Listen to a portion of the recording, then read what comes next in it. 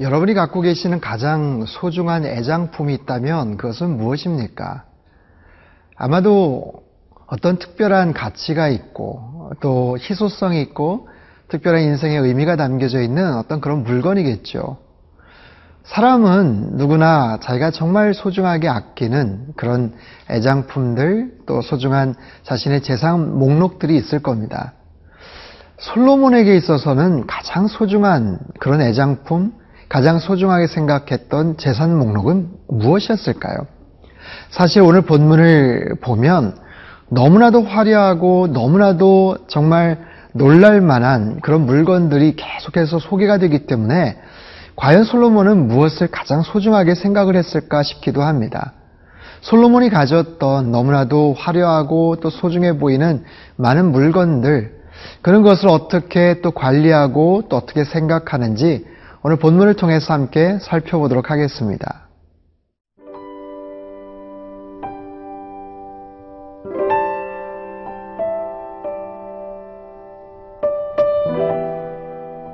열왕기상 10장 14절에서 29절 말씀입니다. 솔로몬의 세입금의 무게가 금 666달란트요. 그 외에 또 상인들과 무역하는 객상과 아라비아의 모든 왕들과 나라의 고관들에게서도 가져온지라. 솔로몬 왕이 쳐서 느린 금으로 큰 방패 200개를 만들었으니 매 방패에 든 금이 600세겔이며 또 쳐서 느린 금으로 작은 방패 300개를 만들었으니 매 방패에 든 금이 3만회라. 왕이 이것들을 레바논 나무궁에 두었더라.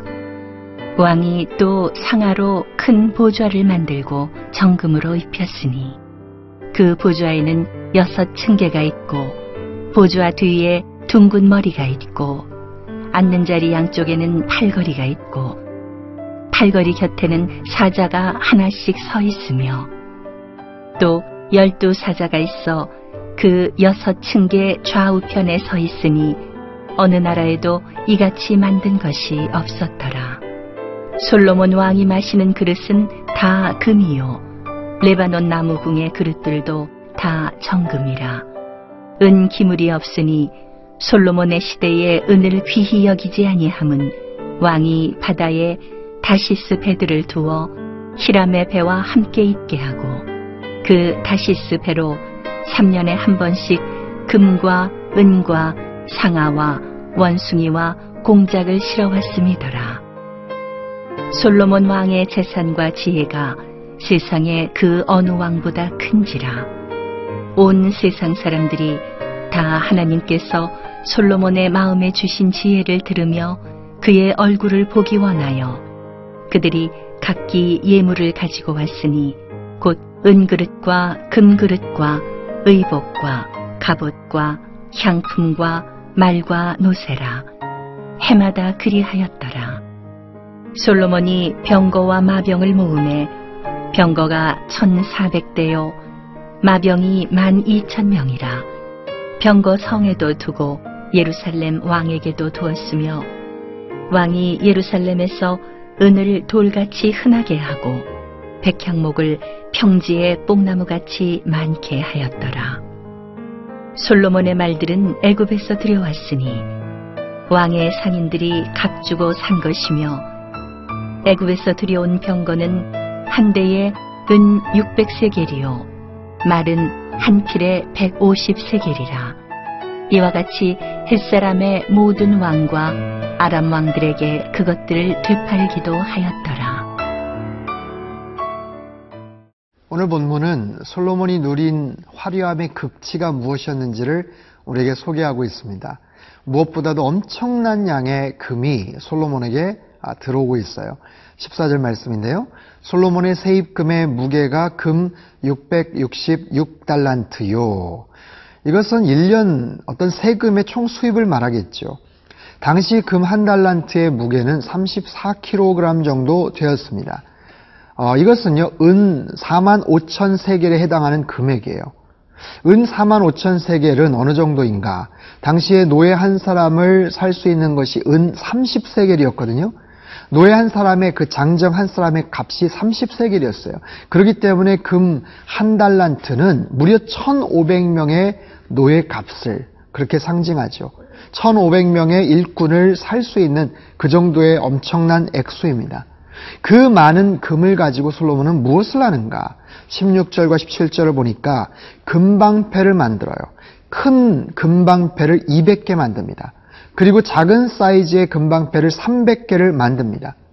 18절을 보니까 상하 보좌를 만들어서 정금으로 덮습니다. 6개의 층계를 만들고 그 보좌 뒤에는 둥근 머리 모양으로 만들고요. 그리고 팔걸이 곁에 사자를 만들어요.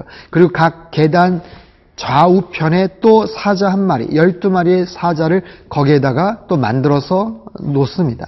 21절을 보니까요, 솔로몬 왕이 마시는 그릇은 다 금이었다라고 말을 합니다. 자, 무엇을 느낄 수 있나요? 엄청나게 많은 금이 있었다. 그리고 그 금을 가지고 정말 엉뚱한 행동을 하고 있어요. 자, 방패를 왜 금으로 만들까요?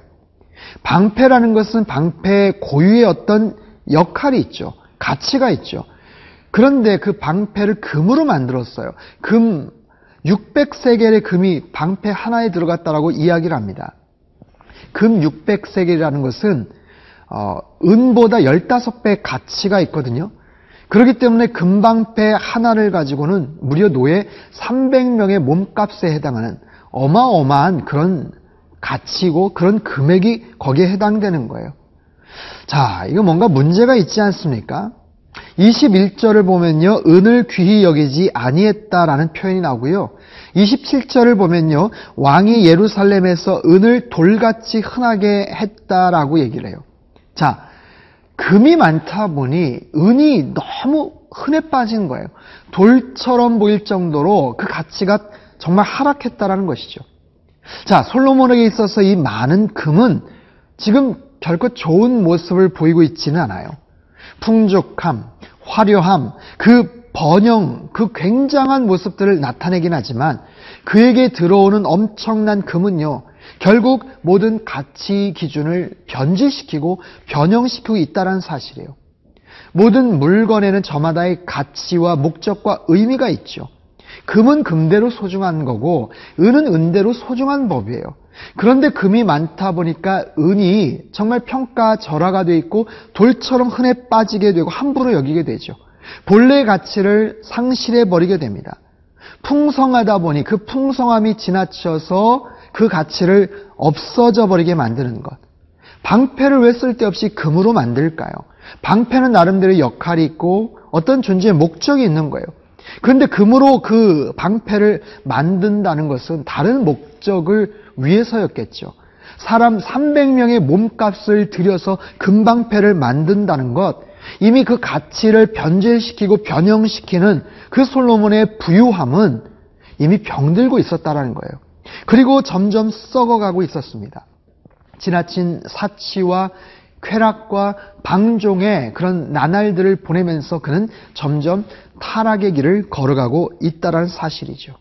사랑하는 성도 여러분, 나에게 하나님께서 주신 풍성함이 어떤 고유의 가치와 의미를 변질시키지 않게 되기를 바랍니다. 그렇게 된다면 하나님께서 나에게 주신 그 풍성함은 축복이 아니라 독이 될 것이에요. 나에게 주신 그 풍성함과 그 물질은 하나님께서 주신 선물이었지만 그것을 다른 모습으로 변질시키고 변형시키게 될 때는 내 삶을 불행하게도 만든다는 사실을 오늘 본문을 통해서 엿볼 수가 있습니다. 사랑하는 성도 여러분, 하나님께서 나에게 주신 것을 늘 감사하게 생각하며 그 주어진 목적대로 정말 선하게 그리고 지혜롭게 사용하실 수 있기를 바랍니다.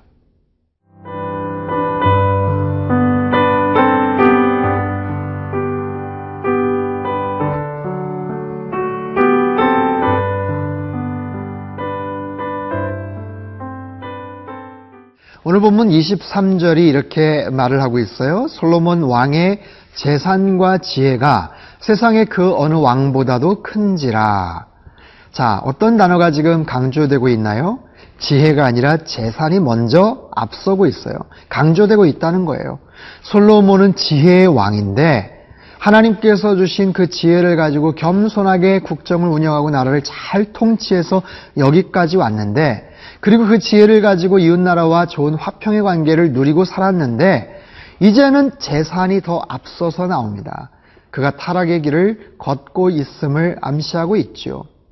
단지 그의 삶이 풍성하고 사치함으로 타락의 길을 걸어갔던 것만이 아니에요. 특별히 하나님께서 왕에게 절대로 하지 말아야 될 세 가지를 금하신 적이 있어요. 근데 그것을 그대로 솔로몬은 거역하고 살았다라는 겁니다. 그 세 가지는 뭘까요? 자, 신명기 17장 16절과 17절에 나오죠. 왕된 자는 말을 많이 두지 말 것이요, 아내를 많이 두어서 그 마음이 미혹되게 말 것이며, 은금을 자기를 위하여 많이 쌓지 말라. 많은 금을 구하지 마라. 많은 부인을 두지 마라. 그리고 많은 말들을 두지 마라. 하나님이 아닌 자신만의 군사력을 의지하지 말라는 의미예요. 그런데 하나님께서 절대로 왕이 하지 말아야 될 그 세 가지, 근데 솔로몬은 그대로 그 세 가지를 어기고 거역하고 있다는 사실이죠. 26절을 봅시다. 솔로몬이 병거와 마병을 모음해 병거가 1400대요 마병이 12,000명이라 병거성에도 두고 예루살렘 왕에게도 두었으며.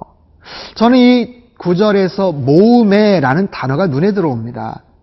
본래 이스라엘은 산악지대가 많아서 병거가 그렇게 많이 필요치는 않습니다. 그런데도 불구하고 많은 병거를 모았다라는 거예요.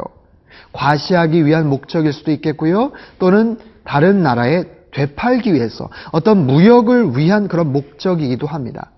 그렇다면 그 많은 말들은 어디에서 왔는가? 본문 28절인데요. 솔로몬의 말들은 애굽에서 들여왔다라고 합니다. 자, 본래 애굽의 공주를 아내로 맞아들였던 솔로몬이 그저 자연스럽게 당연하게 애굽과의 그런 잦은 교류가 있었음을 우리에게 보여주고 있어요. 자, 하나님께서는 애굽에서 이스라엘 백성들을 구원해 내셨습니다. 세상을 상징하고 하나님을 거역하는 세속적인 가치관을 상징하는 그 땅에서 하나님께서 구원해 내신 이스라엘 아닙니까? 그렇게 해서 가나안 땅에 정착시키셔서 애굽과 단절하고 교류를 하지 않게끔 하시는 것. 애굽은 세상을 상징하고 세속적인 세계의 어떤 가치관을, 시스템을 상징하는 것인데, 솔로몬은 너무나도 자연스럽게 애굽과 많은 교역을 하고 있다라는 사실을 알 수 있습니다. 결국 솔로몬은요, 이러한 과정을 통해서 아주 끝도 없는 추락을 경험하게 됩니다. 안타까운 타락의 길을 걸어가게 되죠. 날개도 없이 점점 빠른 속도로 그렇게 추락을 합니다. 그런데도 정작 솔로몬은 모르고 있는 것 같아요. 사랑하는 성도 여러분, 하나님께서는 우리들을 사랑하십니다. 우리를 사랑하시기 때문에 우리의 쓸 것과 모든 필요를 하나님께서는 알고 계시고 가장 적합한 타이밍에 채워주시는 분이세요. 때로는 좀 아쉽고 때로는 좀 더 풍족했으면 싶지만 하나님께서 우리의 쓸 것을 아시고 채워주시는 그 하나님, 하지만 때로 우리에게 주셨던 그런 선물이, 그 축복이, 그 풍요함이 오히려 하나님을 멀어지게 만드는, 하나님을 떠나게 만드는 그런 도구가 된다면 그것은 하나님이 나에게 주신 선물이지만 그것은 또 다른 재앙과 안타까운 비극의 도구가 될 수 있다는 사실이에요. 솔로몬은 병거를 모았다고 합니다. 그것이 어떤 목적이든지 간에 혹시 여러분도 어떤 특별한 목적을 가지고 뭔가를 모으고 있는 것이 있나요? 그것이 어떤 취미이든지 아니면 다른 목적이든지 상관하지 않고 좀 지나치게 과하게 많은 시간을 들이고 또 많은 돈을 들이고 그것을 모으기 위해서 많은 애정과 사랑을 들이고 집착을 한다면 하나님께서 그다지 좋아하시지 않을 것 같다는 생각을 합니다. 그것이 하나님보다 더 사랑하게 만드는 또 다른 솔로몬과 같은 그런 멀어지게 만드는 또 다른 도구가 될 수 있다는 것이죠. 여러분의 삶 가운데 하나님의 놀라운 은혜와 축복이 계속될 수 있기를 바랍니다. 그리고 나에게 주신 그 풍족함을 가장 선하고 좋은 목적과 의도를 가지고 그렇게 잘 사용함으로 말미암아 그 주신 하나님의 영광을 날마다 드러낼 수 있기를 주님의 이름으로 축원합니다. 기도하겠습니다. 사랑하는 주님, 감사합니다. 우리의 쓸 것과 필요한 것을 주님은 알고 계십니다. 그 모든 것을 필요를 채워주시는 분임을 믿습니다. 하나님께서 나에게 주신 많은 것들을 우리가 잘못 사용하고 잘못 활용해서 그것이 축복이 아니라 선물이 아니라 하나님을 더 멀어지게 만드는 그런 도구가 되지 않도록 도와주십시오. 솔로몬의 그 타락하는 과정들을 보면서 우리에게 어느덧 높아졌던 마음이 있다면 더 낮아지게 하시고 언제나 겸손함과 성실함으로 하나님 앞에 감사함으로 고백하며 살아가는 하나님의 거룩한 백성들 되게 주님 축복하여 주옵소서. 존귀하신 예수님의 이름으로 기도합나이다. 아멘.